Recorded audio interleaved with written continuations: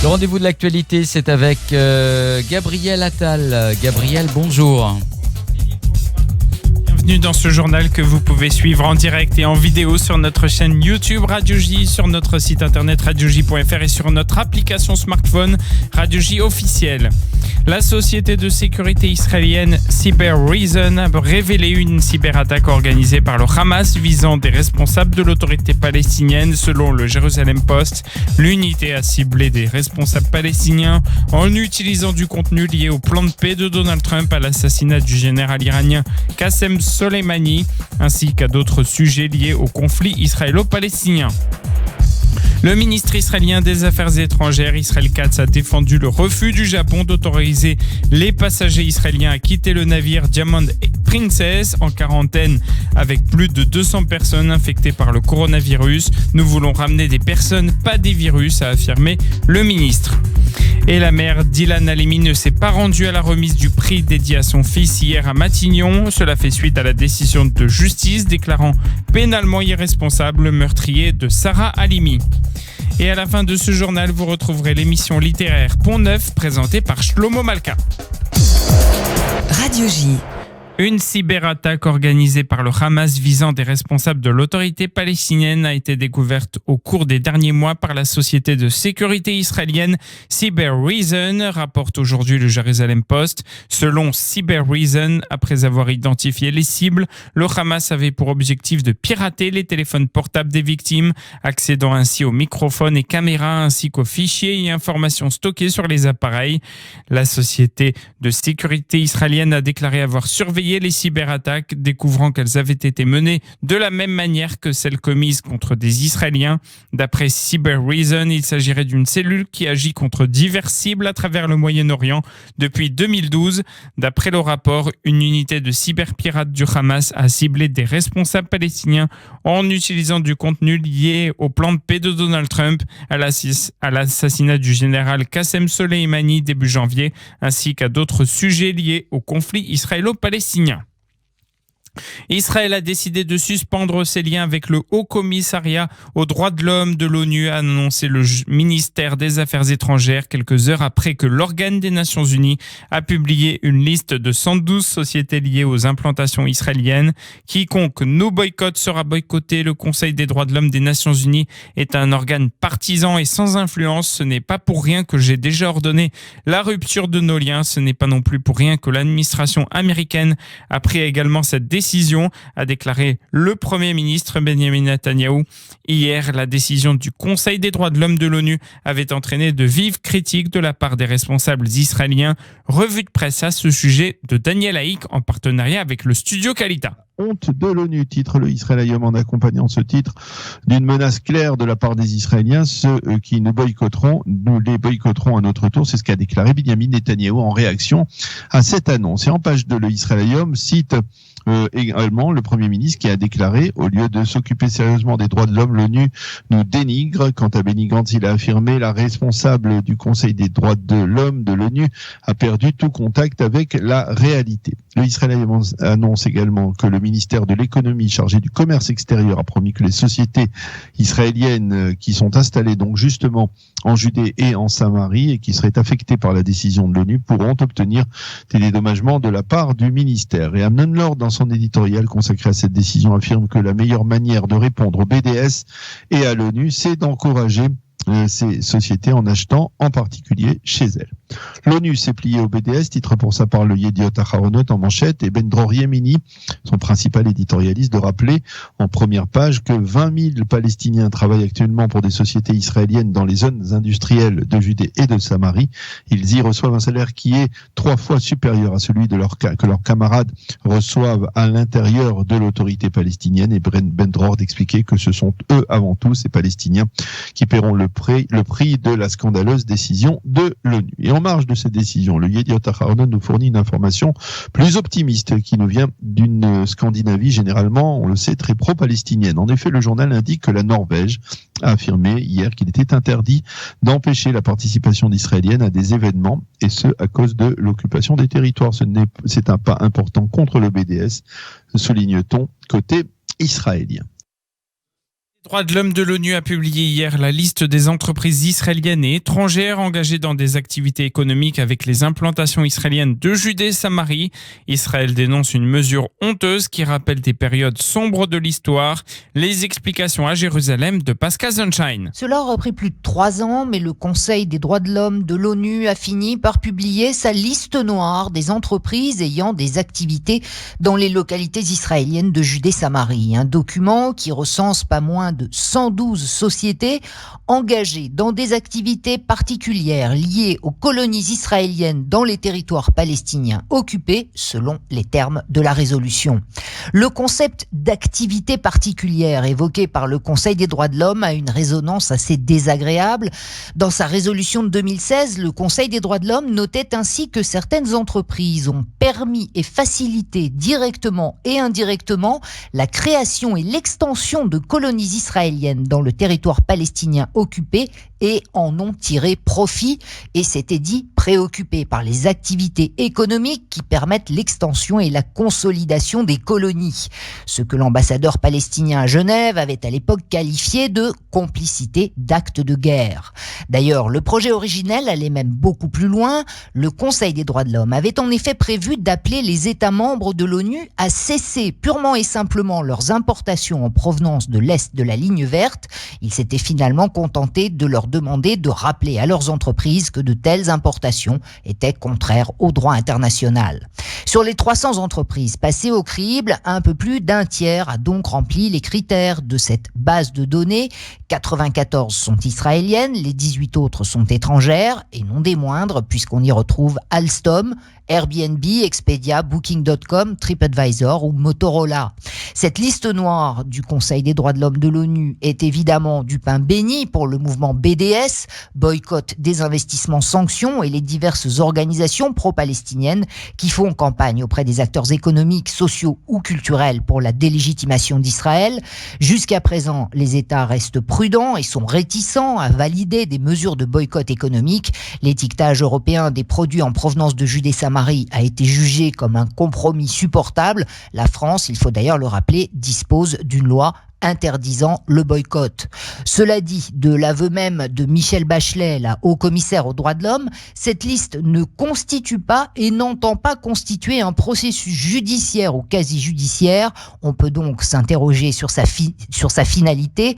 Le sophisme, les colonies israéliennes sont illégales, donc ceux qui entretiennent avec elles des relations commerciales sont dans l'illégalité, est assez transparent, en attirant l'attention sur les entreprises présentes ou liées aux implantations de Judée-Samarie dont les activités n'ont rien d'illégal, ne sont en infraction avec aucune disposition légale, aucune convention internationale. Le Conseil des droits de l'homme fournit tout simplement aux organisations anti-israéliennes une sorte d'annuaire du boycott.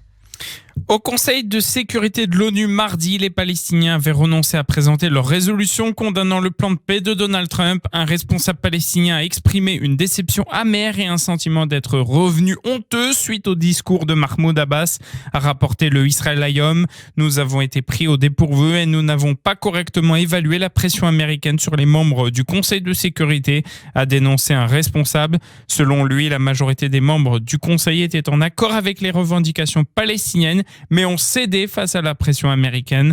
À partir du moment où le projet de résolution a été modifié en une version plus simple qui exclut complètement toute condamnation explicite du plan de paix, il n'y avait alors plus aucune raison de le soumettre au vote du Conseil, même si nous avions la majorité, a-t-il expliqué. Nous sommes toujours sous le choc, c'est une vraie douche froide que nous avons reçue des pays arabes, notamment des États du Golfe, de l'Égypte, de l'Arabie Saoudite. C'est-il désolé ? Le moment est venu de s'affranchir de la conception selon laquelle la communauté internationale et les pays arabes prendront soin des intérêts des Palestiniens, a conclu ce responsable. Dans une interview donnée à la radio de l'armée, l'ancien envoyé spécial de Donald Trump au Proche-Orient, Jason Greenblatt, est revenu sur le plan de paix publié le 28 janvier dernier. Il a déclaré que si les Palestiniens veulent obtenir un État, alors ils doivent montrer qu'ils sont prêts à obtenir un État. Nous avons défini des critères spécifiques pour nous assurer qu'Israël est toujours protégé et en fin de compte que le peuple palestinien aura la liberté, a déclaré l'ancien émissaire spécial. Ils doivent éliminer le terrorisme, ils doivent arrêter arrêter ce qui se passe à Gaza et s'ils ne sont pas capables de répondre à ces attentes, alors il est très difficile de soutenir un État palestinien, a conclu Jason Greenblatt. Politique à présent, le chef du parti Israël Beitenou, Avigdor Lieberman, a révélé aujourd'hui qu'il était disposé à rencontrer les dirigeants de l'alliance de gauche travailliste Gesher-Meretz à quelques semaines du scrutin électoral du 2 mars prochain. J'ai déjà été dans un gouvernement aux côtés d'Amir Peretz du parti travailliste et nous nous entendions bien. Et Orly Lévi Abékassis de Gesher a grandi à Israël Beitenou, a déclaré Avigdor Lieberman à la radio militaire. Lieberman a fustigé les dirigeants de Yamina, Naftali Bennett et Ayelet Shaked qui, selon lui, faisaient tout leur possible pour restaurer leur ancien lien avec le député bleu-blanc Yair Lapid. Et les organismes Initiative Abraham et le Centre Aman ont lancé une nouvelle campagne appelant la population arabe israélienne à se rendre en masse aux urnes le 2 mars prochain pour lutter contre la montée de la violence au sein de la communauté arabe d'Israël, rapporte le Jérusalem Post. Nous considérons le problème de la violence et de la criminalité comme un problème lié aux diverses politiques et institutions gouvernementales et à leurs relations avec la société arabe, a déclaré Rada Jaber, le directeur du Centre Aman, une organisation arabe qui travaille sur différents fronts pour lutter contre la violence et le crime. Plus notre représentation politique est grande et importante, plus nous pouvons faire pression sur le gouvernement afin qu'il règle le problème, a-t-il souligné.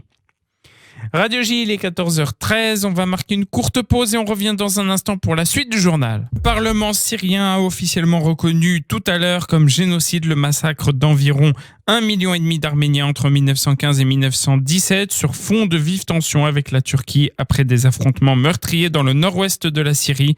Le Parlement condamne et reconnaît le génocide commis contre les Arméniens par l'État ottoman au début du XXe siècle, a indiqué le Parlement syrien dans un communiqué. Le ministre israélien des Affaires étrangères Israël Katz a défendu aujourd'hui le refus du Japon d'autoriser les passagers israéliens à quitter le navire Diamond Princess en quarantaine avec plus de 200 personnes infectées par le coronavirus. La volonté du Japon d'assurer la prévention de la propagation de l'infection est partagée par Israël, a déclaré Israël Katz à la radio militaire lors d'une interview. Nous voulons ramener des personnes, pas des virus, a-t-il ajouté. Katz a également déclaré que même après la fin de la quarantaine, il n'est pas certain que les autorités sanitaires japonaises autoriseront les Israéliens à retourner immédiatement dans leur pays. Une quinzaine d'Israéliens se trouvent à bord du navire. Parmi eux, une femme a été testée pour le coronavirus après avoir eu de la fièvre. Et les plus hauts responsables politiques du Hubei et de sa capitale Wuhan en Chine, berceau de l'épidémie de pneumonie virale, ont été démis de leurs fonctions, a annoncé l'agence de presse Chine Nouvelle. Cette annonce survient alors que le bilan de l'épidémie a grimpé à près de 60 000 cas de contamination, dont au moins 1355 mortels, en très grande majorité au Hubei, où le virus est apparu en décembre. La Commission européenne a, elle, déclaré que la durée de l'épidémie et les mesures de confinement adoptées constituent un risque majeur, car une propagation globale pourrait rapidement perturber la chaîne de valeur mondiale.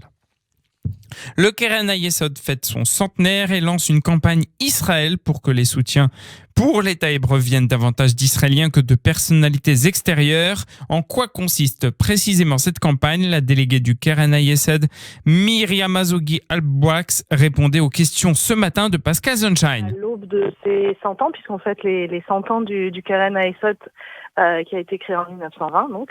Le Keren Hayesod, mais surtout sous l'impulsion justement d'un grand philanthrope qui est Max Benamou, ont décidé de créer une campagne inédite, puisque le Keren Hayesod, je vous rappelle, a été créé justement pour par les dons édifier l'État d'Israël, construire l'État d'Israël, mais toujours avec des dons qui provenaient de l'extérieur d'Israël. Et là, maintenant, après presque 100 ans, il y a une réflexion qui se dit finalement, il y a des donateurs. Alors, on commence avec les Français, puisque le philanthrope dont je parle est français. Il y a des anciens donateurs du Keren Hayesod qui avaient l'habitude de donner, et puis avec tous ces mouvements d'Alia, une fois qu'ils arrivent ici, finalement, ils donnent plus.